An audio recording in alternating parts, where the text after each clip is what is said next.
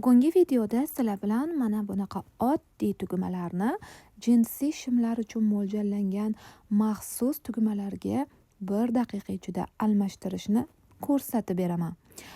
Demak, birinchi qiladigan ishimiz eski tugmani olib tashlaymiz. Iplardan tozalaymiz. Tugma o'rnini mel yordamida belgilaymiz va bu belgini bulavka yordamida orqa tarafiga o'tkazib olamiz, chunki bu joyga mixchani o'rnatishimiz kerak. So'ng hozirgi mana shu mixchamizni qo'limiz bilan ehtiyotli bilan sekingina bu tarafga chiqarib olamiz.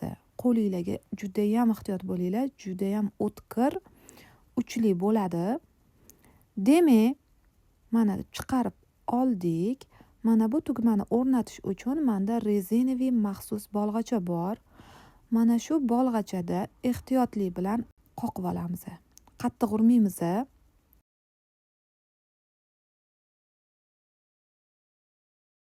Mana tayyor.